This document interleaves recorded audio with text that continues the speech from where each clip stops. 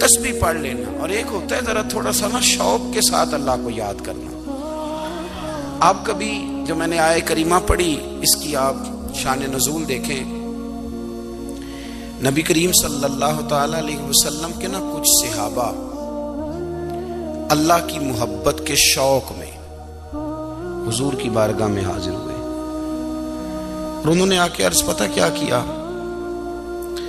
عرض کرنے لگے یا رسول اللہ صلی اللہ تعالی علیہ وسلم سالوں بیت گئے ہیں سجدے کرتے ہوئے، حضور سالوں بیت گئے ہیں تسبیح پڑھتے ہوئے، سالوں بیت گئے کہتے ہوئے کہ سبحان اللہ وہ پاک ہے، ہمیں سالوں بیت گئے یہ کہتے ہوئے کہ اللہ اکبر وہی سب سے بڑا ہے، سالوں بیت گئے کہتے ہوئے کہ الحمدللہ ساری تعریفیں اللہ کے لیے، سالوں بیت گئے اس کی تسبیح کرتے، تحلیل کرتے، تکبیر کہتے، حضور اب نہ ہمارا اپنے رب سے ملنے کو جی چاہتا ہے، کبھی اے حقیقت منتظر نظر آنا لباس مجاز میں، لاکھوں سجدے تڑپ رہے ہیں میری جبین نیاز میں، اور اقبال کہنے لگے کہ تیرے عشق کی انتہا چاہتا ہوں، تو میری سادگی دیکھ کیا چاہتا ہوں، میرا ذرا سا تو دل ہے مگر شوق اتنا، میں وہی لن ترانی سنا چاہتا ہوں،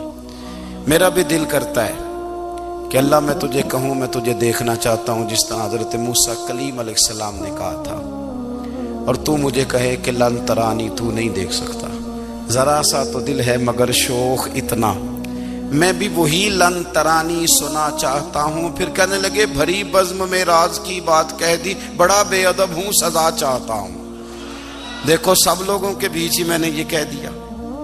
میرے عزیز صحابہ نا شوق میں، کتنے سارے لوگ ہیں آپ، کتنی ماشاءاللہ بڑی تعداد میں آپ آئے ہیں، ہم بھی کبھی اس شوق میں گئے ہیں کہ ہمارے رب کو دیکھنے کو دل چاہتا ہے، ہمارا جی چاہے وہ کبھی ہمیں ملے، ہم کبھی اس کی زیارت کریں، اس کی بارگاہ کرم میں ہم حاضر ہوں۔ صحابہ نے عرض کیا یا رسول اللہ صلی اللہ تعالی وسلم ہمارا رب کہاں ہے؟ ہمارا نا اپنے رب کو دیکھنے کو جی چاہتا ہے۔ جب صحابہ نے یہ عرض کیا تو اللہ نے قرآن مجید نازل کیا، فرمایا وَإِذَا سَأَلَكَ عِبَادِي عَنِّي فَإِنِّي قَرِيبٌ، محبوب جب میرے بندے آپ کی بارگاہ میں آ کے میرے بارے میں پوچھے نا تو ان سے کہہ دینا میں ان کے قریب ہی ہوں، قریب ہی ہوں۔ دلیل کیا ہے؟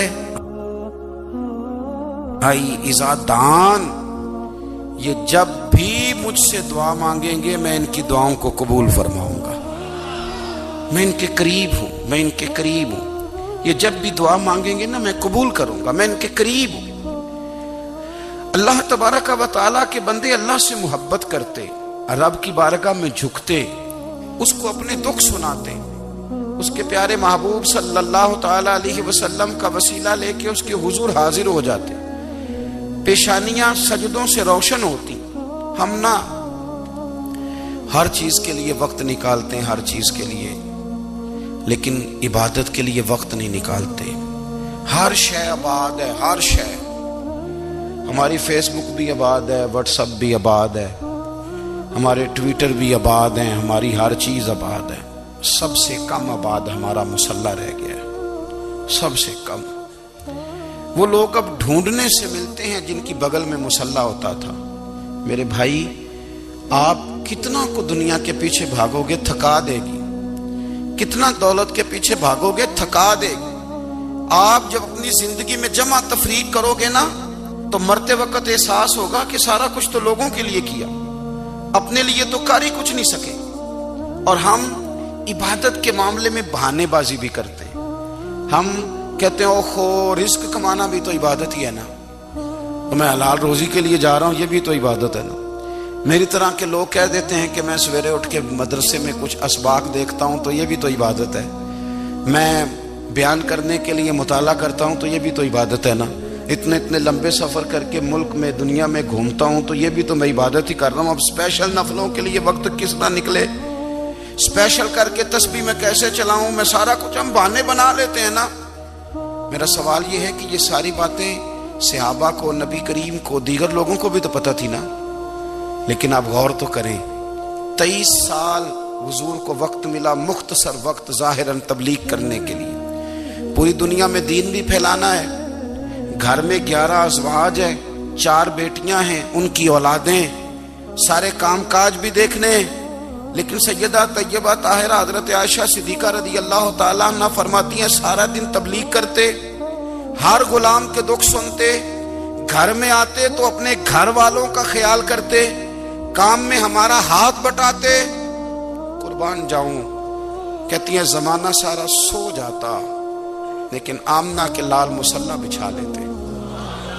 دنیا سو گئی, ساری سب سو گئے, جو خدام تھے, وہ جو غلام تھے, وہ سو گئے. صحیح مسلم میں لفظ ملیں گے, سیدہ پاک فرماتی ہیں او میرے نبی کے غلاموں, میں نے یہ رنگ بھی دیکھا ہے کہ حضور نے اتنا کھڑے رہے, اتنا قیام کیا, اتنا قیام کیا کہ مقدس پیروں میں ورم آ گئے, سوج گئے پیر گئے. کوئی نہیں بتا سکتا. بچوں کی روٹی کماتے تھک گئے بات الگ ہے, ہم سیر کرنے گئے تو تھک گئے بات الگ ہے. لیکن عبادت میں یہ بھی تو مسلم شریف ہے نا, یہ بھی تو دین ہے نا, یہ بھی تو حضور کی سنت ہے, یہ بھی تو وہ چیز ہے جو کریم کی آنکھوں کی ٹھنڈک ہے. سیدہ فرماتی ہیں پیروں میں ورم آ گئے, اور ساری رات ہی حضور نے نماز پڑھی اور ایک ہی آیت بار بار دہرائی. مسجد نبی میں بلال حبشی نے فجر کی اذان دے دی اور حضور ابھی مصلی پہ تھے.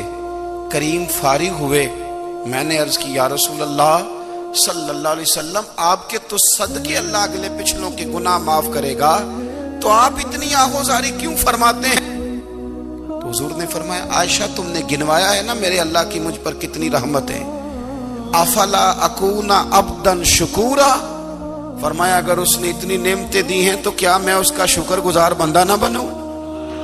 میں شکر گزار بندہ نہ بنوں اس کا؟ پھر اگر اتنی نعمتیں اس نے دی ہیں, مجھے اتنا نوازا ہے, تو پھر میں اس کے سامنے سجدے نہ کروں؟ او میرے بھائی, بڑے قابل فخر لوگ ہیں ہم کہ ہم نبی پاک کے غلام ہیں. ہم قابل فخر ہیں کہ نبی کریم کے غلام ہیں. کیا کبھی اس غلامی کے شکرانے میں بھی 2 نفل پڑھے کہ یا اللہ تیرا شکر ہے تو نے ہمیں حضور کا غلام بنایا ہے؟ یاد رکھیں کہ اپنی روحانی زندگی کو آباد کریں, استغفار پڑھیں, تسبیحات کریں. حضرت عبداللہ ابن عمر رضی اللہ تعالیٰ عنہ حضرت عمر کے صاحبزادے, مکہ مکرمہ میں ان کی قبر ہے. میں نے جب انہیں پڑھا تو مجھے ان سے بڑا پیار ہو گیا. لیکن آپ کو پتہ ہے وہاں جا کے کسی شخص کا مزار تلاش کرنا یا پوچھنا ایک مشکل کام ہوتا ہے. تو ایک دفعہ میں مکہ شریف میں حاضر تھا, تو ایک گاڑی والا ڈرائیور مجھے کہنے لگا کہ مولانا میں آپ کو جانتا ہوں, مجھے آپ سے محبت ہے, ایک بات بتاؤں آپ کو. میں نے کہا بتاؤ. کہنے لگے حضرت عبداللہ ابن عمر کی قبر دیکھنی ہے. میں نے کہا یہ تو نہیں کہہ رہا, یہ کسی نے بندوبست کرایا ہے, یہ اللہ نے تیرے دل میں بات ڈالی ہے, یہ ہو گیا تو لے چل مجھے. حضرت عبداللہ ابن عمر کو نبی پاک نے فرمایا تھا راجل صالح, یہ نیک بندہ ہے, یہ متقی آدمی. حضرت عبداللہ ابن عمر رضی اللہ تعالیٰ عنہ سیدنا فاروق اعظم رضی اللہ تعالیٰ عنہ کے صاحبزادے ہیں, اور ان کی ہمشیرہ سیدہ حفصہ رضی اللہ تعالیٰ عنہ حضور کی زوجہ محترمہ ہے. ایک دن اپنی ہمشیرہ سے کہنے لگے کہ نبی کریم صلی اللہ تعالیٰ علیہ وسلم گھر میں آئے نا, اور اگر حضور غم امت میں پریشان نہ ہوں, طبیعت کو حشاش بشاش دیکھو, تو ذرا پوچھنا تو صحیح حضور کا میرے بارے میں کیا خیال ہے. پوچھنا تو صحیح کہ کریم کی بارگاہ میں میرا کیا مقام ہے, میرے بارے میں حضور کیا فرماتے ہیں. اب بہن کو کام بتائے اور بتائے بھی بھائی, اور پھر بہن وہ کام نہ کرے, یہ تاریخ میں ہوتا نہیں.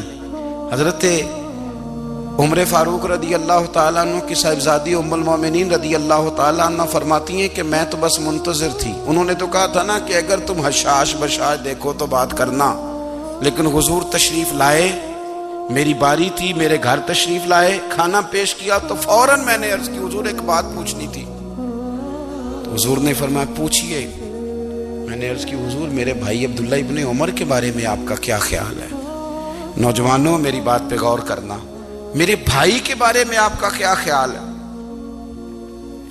تو نبی کریم صلی اللہ تعالی علیہ وآلہ وسلم نے میری طرف دیکھا اور پھر حضور زیر لب تھوڑا مسکرائے. اور بریلی کے امام کہتے ہیں کہ حضور مسکرا دیتے تھے نا تو جو بڑا دکھی ہوتا تھا وہ بھی ہنس پڑتا تھا. اب سوال پیدا ہوتا تھا کہ پھر تو اس مسکراہٹ کے لیے انتظار کرنا پڑتا ہوگا کئی مہینے کہ حضور مسکرائیں تو رونے والے ہنسیں. تو اعلیٰ حضرت فرماتے نہیں، انتظار نہیں کرنا پڑتا، یہ مسکراتے رہنا تو حضور کی عادت ہے. جس کی تسکین سے روتے ہوئے ہنس پڑے اس تبسم کی عادت پہ لاکھوں سلام. یعنی یہ تو عادت ہے حضور کی مسکراتے رہنا، اس کے لیے انتظار نہیں کرنا پڑتا. بھائیو آپ خیال رکھیں گے، غور کریں گے. حضرت عبداللہ ابن عمر رضی اللہ تعالیٰ عنہ کے بارے میں پوچھا تو سیدہ فرماتی ہیں کہ نبی کریم صلی اللہ تعالیٰ علیہ وسلم نے زیر لب مسکرائے اور فرمایا حفصہ تیرا بھائی ہے تو اچھا، لیکن میں نے سنا ہے کہ عشاء کی نماز پڑھتا ہے تو فجر تک سویا ہی رہتا ہے.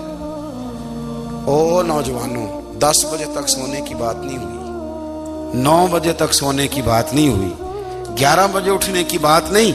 حضور فرمانے لگے میں نے سنا ہے کہ عشاء کی نماز پڑھ کے سو جاتا ہے اور فجر تک سویا ہی رہتا ہے، اسے چاہیے کہ تہجد کے وقت اٹھا کرے، اللہ کی بارگاہ میں حاضر ہوا کرے، آہوزاری کرے، سجدے کرے، عبادت کرے. اٹھتا ہے اور فجر میں جا کے اٹھتا ہے. حضرت جناب حفصہ رضی اللہ تعالیٰ عنہ کہتی ہے میں نے جناب عبداللہ ابن عمر کو پیغام دیا اور میں نے کہا میرے جوان بھائی سن. نبی پاک نے فرمایا ہے تو اچھا پر تہجد میں نہیں اٹھتا، نفل نہیں پڑھتا. او میری ملت کے جوانوں، مزہ نہیں آ جاتا جب ساری دنیا سوئی ہو، ساری دنیا، اور بستر بھی گرم ہو اور نیند بھی پورا غلبہ کر رہی ہو، اور اچانک گھنٹی بجے دماغ میں، آنکھ کھلے، گھڑی پہ نظر پڑے، 3:30 4 بجے کا پیغام گھڑی بتائے، اور کوئی چڑھتی جوانی والا اٹھ کے وضو کرے، اور جب وہ مصلی کھول کے بچھائے تو مدینے والے محبوب کہتے ہیں کہ ہر نماز پہ رب ثواب دیتا ہے، اور جو اٹھ کے تہجد کی نماز پڑھے اسے دیکھ کے تو رب مسکراتا ہے. جو اس کی شان کے لائق ہے، جو اس کی شان کے لائق، وہ مسکراتا ہے، خوش ہوتا ہے کہ میرا بندہ تہجد میں اٹھ گیا، وہ مسکراتا ہے. کاش ہماری صبحیں کبھی اپنے مالک کے نام ہو جائیں. کاش کے صبح حضرت ابو الحسن رحمت اللہ تعالیٰ علیہ حضرت معاذ ابن جبل رضی اللہ تعالیٰ عنہ کے پاس بیٹھا کرتے تھے. فرماتے ہیں ان سے جو پیار بڑھا تو پھر میرا مصلی سے بھی بڑھ گیا. تابعی ہیں، فرماتے ہیں صحابی رسول سے محبت ہوئی تو ذکر سے بھی ہو گئی، پھر درود شریف سے بھی ہو گئی. محبت ان سے بڑھی تو پھر اللہ نے مسجد کا پیار بھی بڑھا دیا. آپ فرماتے ہیں کہ میری ہر وقت طبیعت چاہتی تھی کہ بس اللہ اللہ کروں، بس اللہ اللہ کروں، بس نہ میں ذرا تھوڑی جان چھڑاؤں لوگوں سے، کو 10 منٹ ملے تو میں کچھ 4 نفل پڑھ لوں، میں تھوڑا سا نہ بچوں لوگوں سے، اور مجھے تسبیح ملے تو میں نہ کچھ 400-500 دفعہ استغفار پڑھوں، سبحان اللہ، الحمدللہ، اللہ اکبر، لا حول ولا قوت الا باللہ، میں نہ تسبیحات پڑھوں. فرماتے ہیں کہ بچے تھے گھر میں 6-7، غربت تھی، کام ملتا کوئی نہیں تھا، اور میں کام چور نہیں تھا، کام ڈھونڈتا تھا، پر اللہ کی قدرت کے کام نہیں ملتا تھا.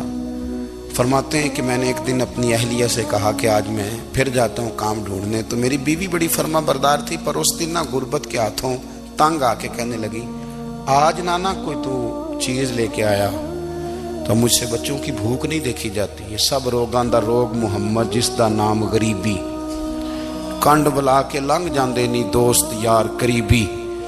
آج نہ کچھ لے کے آیا تو میں بچے لے کے میکے چلی جاؤں گی. شیخ فرماتے ہیں کہ میں بڑا پریشان گھر سے نکلا، پر میں نے صبح سے لے کے زور تک کام ڈھونڈا، کام ملا کوئی نہیں. تو میرے دل میں خیال آیا چلو کام نہیں ملتا تو اللہ اللہ تو کرے نا، چلو بندوں کی مزدوری نہیں ملتی تو رب کریم کی عبادت ہی کرتے ہیں. فرماتے ہیں کہ میں نے نا فرات کے پانی سے وضو کیا، نہر کے، شدید دھوپ تھی، ساتھ ریت تھی اور ریت تپ رہی تھی. میں نے اپنا رومال وہیں مصلی کے طور پر بچھا لیا اور فرماتے ہیں کہ زور سے لے کر عصر تک نماز پڑھی، دھوپ بھی پورے زور پہ پر میرے سجدے کا ذوق بھی پورے زور پہ۔ فرماتے ہیں سورج بھی چمک رہا ہے اور رب کی عبادت کا ذوق بھی پورے زور پہ، میں سجدہ کروں تو پھر میرا اٹھانے کو جی نہ چاہے۔ میرے استاد لکھا کرتے تھے، یہ ان کا شعر ہے، وہ کہا کرتے تھے مجھے سوز دے، مجھے ساز دے اور مجھے نیم شب کا نیاز دے، دم سجدہ خود کو میں توڑ دوں، مجھے ایسا ذوق نماز دے۔ اور میں تیری بہار کا پھول ہوں، میں کھلا بھی ہوں تو تیرے لیے، مجھے میری شاخ سے توڑ لے، مجھے اپنی زلف کا ناز دے۔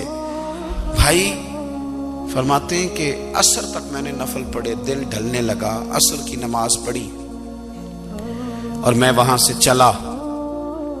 اب میں جب نکلنے لگا تو دل میں خیال آیا کہ چھوٹی چھوٹی دیواریں ہیں گھر کی، بغیر کچھ لیے جاؤں گا تو بیوی دور سے دیکھے گی تو شور کرے گی کہ پھر خالی ہاتھ آ گیا ہے۔ کہتے میں نے اپنے اسی رومال میں جس پہ میں نے نماز پڑھی تھی نا، رومال میں کی آخی دے پنجابی جسافہ کہتے ہیں، اسی میں نا میں نے کچھ ریت بھر لی کہ وہ دور سے دیکھے گی تو سمجھے گی کچھ لے کے آیا ہے، چلو جا کے اسے بتا دوں گا کہ آج پھر مزدوری نہیں ملی۔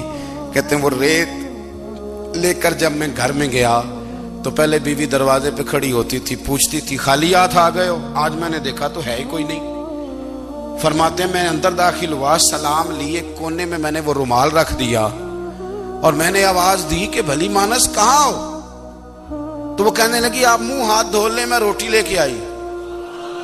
میں نے کہا روٹی کہاں سے آ گئی؟ یہاں تو کئی دنوں کے فاقے، تو کئی دنوں کی غربت ہے، یہاں تو اس گھر میں تو فقیری ہے۔ فرماتے ہیں کہ وہ روٹی لے کے آئی اور اس وقت کی جو موجودہ نعمتیں تھیں، سمجھ لیں سلاد، اچار، ہر چیز ساتھ لائی۔ میں نے کہا کہ بچے کہاں گئے؟ کہنے لگی وہ کھانا کھا کے کھیلنے گئے، آپ کھانا کھا لیں آ جاتے۔ کھانا اس نے چن دیا۔ میں نے حیرت انگیز لہجے میں ساری نعمتیں اپنے دسترخوان پہ دیکھ کر کے بیوی سے پوچھا یہ کہاں سے آیا کھانا؟ بچوں کو تو نے کہاں سے کھانا کھلایا؟ یہ سارا کچھ کیسا ہے؟ تو کہنے لگی پتہ نہیں آج آپ کس کریم کی مزدوری کرنے چلے گئے تھے، پتہ نہیں کس کریم کی، میرے گھر میں تو اتنی نعمتیں آئی ہیں کہ مجھ سے سنبھالی نہیں جا رہی، اتنا اناج ہے، اتنا گندم ہے، کس کریم کے دروازے آج چلے گئے تھے؟ یہ کہتے کہتے وہ اٹھی اور اٹھ کر کے کہنے لگی پہلے بڑا کچھ آیا تھا، اب کیا لے آئے ہو؟ اور جا کر کے نا اس نے وہ ریت والا رومال کھولا، کہنے لگے میں تو لے کے آیا تھا ریت، تو میرے رب نے اسے بھی سونے اور ہیرے بنا دیا تھا۔ جب آپ کی توجہ اللہ کی جانب، میرے نبی پاک صلی اللہ تعالی علیہ وسلم نے فرمایا ہر چیز اپنے رب سے مانگ، ہر چیز مانگ، ہر چیز مانگ۔ یا رسول اللہ کیا کچھ؟ میرے محبوب نے فرمایا تیرے گھر میں نمک بھی ختم ہو جائے تو وہ بھی اپنے رب سے مانگا کر، تو مانگنا وہ تجھے دے گا، تو اس کی بارگاہ میں کشکول طلب دراز تو کرنا۔ اور ترمذی شریف میں عجیب لفظ ہیں، رسول کائنات نے فرمایا، رب کریم فرماتا ہے جب میرا بندہ ہاتھ اٹھاتا ہے نا تو مجھے حیا آتی ہے کہ میں خالی کیسے لوٹا دوں اس کے۔ اتنے بڑے بادشاہ کی بارگاہ میں، او بھائی لوگوں سے عزتیں تلاش کرتے ہو تو وہ کیا تمہیں عزت دیں گے؟ وہ تو کل اچھا کہتے ہیں پرسوں برا کہنے لگ جاتے ہیں۔ لوگوں کے سامنے گڈ بک میں آنا چاہو گے تو وہ تو سویرے تمہارے بارے میں کچھ کہیں گے، شام کچھ اور کہیں گے۔ اپنی روحانی زندگی آباد کریں، اپنے مسلح کو وقت دیں اور دنیا سے چھپ کر، اس موبائل کو بند کر کے اور اپنے آپ سے بھی چھپ کے اور تنہا ہو کے چھپا کے سارا کچھ اپنے آنسو اپنے رب کی بارگاہ میں پیش کریں، اس کے حضور حاضری دیں۔ سنو نا ترمذی کی حدیث اور اسے یاد رکھنا، نبی پاک علیہ السلام نے فرمایا اپنے دکھ لوگوں کے سامنے نہ بیان کرنا، سیٹھوں نوابوں کو نہ بتاتے پھرنا، دنیا داروں کے سامنے جا کے نہ رونا کہ میں تکلیف میں ہوں۔ فرمایا اگر دنیا داروں کو دکھ بتاؤ گے رب تمہیں کبھی غنی نہیں کرے گا، اور لوگ ہیں کہ الٹا مذاق اڑائیں گے۔ آپ کی جس سے بڑی پکی یاری ہے نا، پکی، وہ تب تک پکی ہے جب تک آپ نے 50,000 مانگا نہیں، اور جس وقت آپ نے کہہ دیا کہ میں مجبور ہوں میری مدد کر تو پھر ختم ہو گئی دوستی۔ لوگوں کی تعلقات آپ کے ساتھ تب تک ہیں جب تک آپ ان سے کوئی ضرورت وابستہ نہیں کرتے۔ کریم محبوب فرمانے لگے بندوں کے سامنے دکھ نہ بیان کرنا، اللہ تجھے کبھی غنی نہیں کرے گا، تو اپنے دکھ اپنے رب کو بتا، تو دعائیں مانگ، تو اس کی بارگاہ میں حاضر ہو، تو اس کے حضور عرض کر۔ فرمایا اپنے دکھ اپنے رب کو بتا، وہ جلدی کرے یا دیر سے کرے تجھے ساری دنیا سے بے نیاز کر دے گا، تجھے کسی کا محتاج نہیں رہنے دے گا۔ اپنے مسلح کو، اپنی دعاؤں، ایک بزرگ فرماتے ہیں میں نے دعا مانگنے کا طریقہ اپنی بیوی سے سیکھا، دعا مانگنے کا طریقہ اپنی، سیکھنے والے تو اپنے بچوں سے بھی سیکھ لیتے ہیں، سیکھنے والے تو ہر ایک سے سیکھتے ہیں۔ وہ کہتے ہیں میں نے دعا مانگنے کا سلیقہ اپنی بیوی سے سیکھا ہے۔ حضرت وہ کس طرح؟ فرمانے لگے میری بیوی نے نا مجھے کوئی کام بتایا، کچھ پیسوں کی ضرورت کے لیے کہا، تو میں نے اسے کہا کہ بھئی ابھی میرے پاس نہیں ہے، کچھ دنوں میں آتے ہیں تو میں دے دوں گا۔ عورتوں کی عادت ہوتی ہے وہ بار بار یاد کراتی ہیں، 2-4 دنوں کے بعد پھر اس نے کہا حضرت وہ میں نے کہا تھا کچھ پیسے، میں نے اسے کہا کہ ابھی میرے پاس نہیں ہے، کچھ دنوں میں ملتے ہیں تو میں تمہیں دے دوں گا۔ اس نے کچھ دنوں کے بعد پھر کہا حضور وہ میں نے کچھ پیسے کہے تھے۔ فرماتے میں نے ڈانٹ دیا، میں نے کہا کہ کیا تو روز مجھے شرمندہ کرتی ہے، کہا نا میرے پاس نہیں ہے، ہوں گے تو دے دوں گا، تو روز یاد کراتی ہے۔ فرماتے ہیں اس نے پہلے تو میری ڈانٹ کو سہا، پھر میرے سخت جملوں نے اس کی آنکھوں میں آنسو پیدا کر دیے، پھر اس نے اپنے آنچل میں اپنے اس دکھ کو سمیٹا، اور پھر اس نے ایک جملہ کہا تو میں رو پڑا، اور مجھے اپنے رب سے مانگنے کا طریقہ آ گیا۔ مجھے کہنے لگی حضرت جی آپ نے ڈانٹ دیا، میں نے سہ لیا، پر آپ ہی میرے شوہر ہیں، بتائیں نا آپ سے نہ کہوں تو میں کس سے جا کے کہوں۔ فرماتے ہیں میں رو پڑا، اور میں کھل کے رویا، اور میں تڑپ کے رویا، اور پھر میری سسکیاں بند گئیں۔ تو مجھے کہنے لگی آپ کو کیا ہوا؟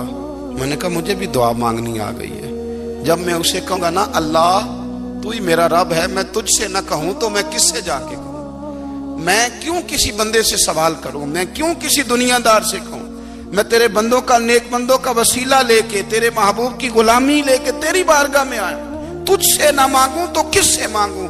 سمجھ آ گئی ہے، جب میں اس رنگ میں مانگوں گا تو پھر رب میرے اوپر بڑا ہی فضل فرمائے گا، وہ میرے اوپر بڑی رحمت کرے گا، وہ میرے لیے آسانیاں کرے۔ عزیز دوستو ہم اس طرح کرنے لگ گئے ہیں کہ ہم نے نا اپنے تعلقات پر اعتماد کرنا شروع کر دیا ہے۔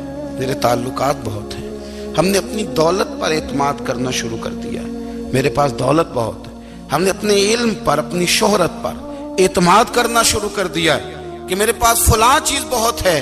یاد رکھنا جب بے نیاز اپنی صفت بے نیازی دکھاتا ہے تو بڑی بڑی دولتوں والے مجبور نظر آتے ہیں۔ بھائیو جب انسان کا رشتہ اپنے مالک کے ساتھ ہوتا ہے پھر تو غم بھی کچھ نہیں کہتے، پریشانیاں بھی کچھ نہیں کہتی، پھر تو زندگی صبر والی، پھر تو زندگی توکل والی، پھر تو زندگی بھروسے والی، پھر انسان اپنے آپ کو رسوا نہیں کرتا، دنیا داروں سے امیدیں اس کی ختم ہو جاتی، امیدیں اللہ رسول سے لگا لیتا ہے، مضبوط ہو جاتا ہے، مضبوط، طاقتور ہو جاتا ہے، خوددار ہو جاتا ہے، باوقار باعزت ہو جاتا ہے۔ حضرت بہلول دانا رحمت اللہ علیہ بیٹھے تھے تو ہارون رشید حج کر کے آ رہا تھا،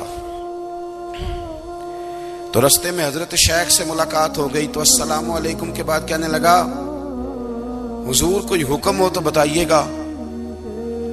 تو حضرت بہلول دانا فرمانے لگے تیرا رب کون ہے؟ اس نے کہا اللہ۔ تو فرمایا میرا کون ہے؟ کہا اللہ۔ فرمانے لگے تو بڑا ہی بیوقوف ہے، کیا تو یہ سمجھتا ہے کہ رب ہارون رشید کو تو دے گا اور بہلول دانا کو بھول جائے گا؟ تیرا بھی وہی رب ہے، میرا بھی وہی رب ہے، اس نے اگر تجھے دے کے آزمایا ہے تو ہو سکتا ہے مجھے نہ دے کے آزما رہا ہو، جب اس کی حکمت کے تقاضے ہوں گے تو عطا کرے گا اور دے گا، تو جا اپنا کام کر۔ بھائی اپنی روحانی زندگی، اپنی عبادات، اپنے وظائف، اپنے روزمرہ کے معاملات، اپنی دعائیں، اپنا استغفار، دیکھو کوئی مشکل کام تو نہیں، 2 رکوع ہیں سورہ واقعہ کے اگر رات کو پڑھ لی جائے تو۔ میں کس طرح یہ بات بیان کروں کہ تعویذ بانٹنا آسان ہے اور وظیفہ بتانا مشکل ہے۔ سارا دن تعویذ بانٹیں تو لوگ لینے کو تیار ہیں، اور اگر آپ وظیفہ بتائیں تو کہتے ہیں تو مشکل کام ہے۔ او خدا کے بندے، اگر آپ کا تعلق قرآن پاک کے ساتھ مضبوط ہو، قرآن پاک کے ساتھ اگر آپ کا رشتہ ہو، لوگ سفارشیں ڈھونڈتے ہیں نا دنیا میں، کوئی تعلق مل جائے تو میرا کام ہو جائے. دنیا میں اتنا مشکل معاملہ ہے، آخرت میں مجھے بتائیے گا کتنا مشکل معاملہ ہوگا. میرے نبی پاک صلی اللہ تعالی علیہ وسلم نے فرمایا جو لوگ سورہ ملک پڑھا کرتے تھے نا، سورہ ملک، یہ سورت ملک قیامت میں ان کی سفارش کرے گی، اور اس طرح کرے گی کہ کہے گی اے اللہ یہاں اس بندے کو جنت میں داخل کر دے یا مجھے قرآن پاک سے علیحدہ کر دے. تو رب فرمائے گا جا اس کا دامن تھام کے اسے جنت تک پہنچایا. آپ بات کو سمجھیں، جب آپ کے تعلقات اپنے معاملات کے ساتھ مضبوط ہوں گے، یہ نبی کریم نے وعدہ کیا ہے کہ تو سورت واقعہ پڑھ تیرے گھر میں فاقہ نہیں آئے گا. حضرت عبداللہ ابن مسعود رضی اللہ تعالیٰ عنہ بیمار تھے تو حضرت عثمان غنی رضی اللہ تعالیٰ عنہ تیمارداری کے لیے تشریف لے گئے اور جا کر کے کہا کہ آپ بڑے بیمار ہیں، آپ کی بیٹیاں زیادہ ہیں، میں چاہتا ہوں کہ خزانے میں سے کچھ مدد کروں. تو سیدنا عبداللہ ابن مسعود رضی اللہ تعالیٰ عنہ اٹھ کے بیٹھ گئے اور کہنے لگے امیر المومنین، اللہ آپ کو میری طرف سے، میری بیٹیوں کی طرف سے بہتر صلہ دے. میری بیٹیوں کو کسی خزانے کی ضرورت نہیں، میں نے انہیں خزانہ دے دیا ہے. کہا جناب آپ نے کون سا خزانہ دیا ہے، میں آپ کے مالی معاملات کو جانتا ہوں. تو فرمانے لگے امیر المومنین، میرے نبی کریم نے فرمایا ہے جو سورت واقعہ پڑھے اسے کبھی فاقہ نہیں آتا. میں نے بیٹیوں کو یاد کرا دی ہے، یہ خزانہ میں نے انہیں دے دیا ہے. وہ سارے والدین سنیں جو بیٹیوں کے لیے پریشان رہتے. حضرت عبداللہ ابن مسعود نصیحت کر رہے ہیں، فرمانے لگے میں نے سورت واقعہ یاد بھی کرا دی ہے، پڑھنے کی عادت بھی ڈال دی ہے. حضور نے فرمایا ہے جو سورت واقعہ پڑھے اسے فاقہ نہیں آتا. کہنے لگے چاند تو اپنی جگہ چھوڑ سکتا ہے، سورج گر سکتا ہے، تارے ٹوٹ سکتے ہیں، پر مدینے والے رسول کی بات غلط نہیں ہو سکتی. حضور نے فرمایا فاقہ نہیں آئے گا تو انشاءاللہ کبھی بھی نہیں آئے گا. کرنے کا کام یہ ہے کہ ہم اپنے معاملات، اپنی عبادات، اپنی دعائیں کبھی 10 منٹ عادت ہو جائے نا دعا مانگنے کی علیحدہ سے رات کو. حضور نے فرمایا جو فرض نماز کے بعد دعا مانگے اللہ اس کی قبول کر لیتا ہے. نبی پاک صلی اللہ تعالی علیہ وسلم نے فرمایا اللہ مسافر کی دعا قبول فرماتا ہے. حضور نے فرمایا اللہ مظلوم کی دعا قبول فرماتا ہے. حضور نے فرمایا بیمار سے دعا کراؤ اللہ اس کی دعا قبول فرماتا ہے. میرے نبی پاک نے فرمایا ماں باپ جب بھی اولاد کے لیے ہاتھ اٹھائیں، ویسے تے بلے شاہ تو آسمانی اڈدیاں ہی پھڑ دیں، جڑا گھر بیٹھا انہوں پڑھیا ہی نہیں. حضور فرمانے لگے ماں باپ جب بھی اولاد کے لیے دعا فرمائیں اللہ ان کی دعا کو قبول کرتا ہے. آپ اپنا تعلق بنائیں دعا کے ساتھ، عبادت کے ساتھ، مصلی کے ساتھ رشتہ بنائیں، استغفار پڑھیں. صلاح الدین ایوبی صلیبی جنگوں میں تھے، رات کو مسجد اقصی میں نماز پڑھی تو پریشان تھے. ایک بزرگ سے ملاقات ہوئی تو وہ کہنے لگے کہ آپ بڑے پریشان ہیں. کہنے لگے حضور پریشان اس لیے ہوں کہ پہلے ہی مسلمان کمزور ہے، اب میں نے سنا ہے دشمن کا ایک بحری بیڑا وہ جنگی سامان سے بھرا ہوا آ رہا ہے، تو اب ان کے پاس اور تلواریں اور نیزے آ جائیں گے، مسلمانوں کے پاس پہلے ہی وسائل کی کمی ہے، پریشان ہو کس طرح کر کے مقابلہ کریں گے. یہ بات کہتے ہی صلاح الدین ایوبی نے بزرگوں سے کہا حضور آپ بھی دعا کرنا، دعا کی بڑی طاقت ہے. میرے نبی پاک نے فرمایا دعا مومن کا ہتھیار ہے، دعا مومن کا. حضور نے فرمایا تقدیر کو سوائے دعا کے کوئی چیز نہیں بدل سکتی. دعا مومن کا ہتھیار ہے، یہ کافر کے پاس کوئی نہیں، یہ ہتھیار ہے مومن کا. اللہ کرے آپ کو سمجھ آئے. پھر سنیں کئی بار کہہ چکا ہوں یہ ہتھیار ہے. کافر کے مقابلے میں جو تیرے پاس سب سے بڑا ہتھیار ہے وہ دعا ہے. دعائیں کرانی چھوڑ دی، کرنی چھوڑ دی، لینی چھوڑ دی. حضرت سیدنا انس بن مالک رضی اللہ تعالیٰ عنہ فرمایا کرتے تھے میں نے وہ رنگ دیکھا ہے جب حضور دعا مانگتے تھے اور حضور کی مقدس آنکھوں میں آنسو بھی ساتھ ہی بہا کرتے تھے، میں نے وہ انداز دیکھا ہے. تو صلاح الدین ایوبی بزرگ سے کہنے لگے آپ بھی دعا کیجیے، اور خود رونے لگے اور سر سجدے میں رکھ کے رونے لگے اور عشاء سے لے کر فجر تک روئے، خوب روئے. صبح وہ بزرگ آئے تو صلاح الدین ایوبی کا خوبصورت اور ہنستا ہوا چہرہ دیکھا. کہنے لگے آپ بڑے خوش ہیں، رات تو میں نے بڑے روتے ہوئے دیکھا تھا. تو کہنے لگے حضور وہ جو بحری بیڑا آ رہا تھا نا وہ پانی میں ڈوب گیا ہے. اب وہ نہیں آ رہا، ابھی خبر آئی ہے تو میں بڑا خوش ہوں. بزرگ کہنے لگے اٹھ سینے سے لگ، اور سونے کے بعد وہ بحری بیڑا پانی میں نہیں ڈوبا، وہ تیرے آنسوؤں میں ڈوب گیا ہے. وہ جو تو رات رویا ہے نا رب کریم کی بارگاہ میں، تو وہ ڈوب گیا ہے. بھائی اپنا مصلی کا، عبادت کا، وظائف کا، اللہ اللہ کا سلسلہ اس کو مضبوط کرے. اپنی دعاؤں کے تعلق کو مضبوط کرے.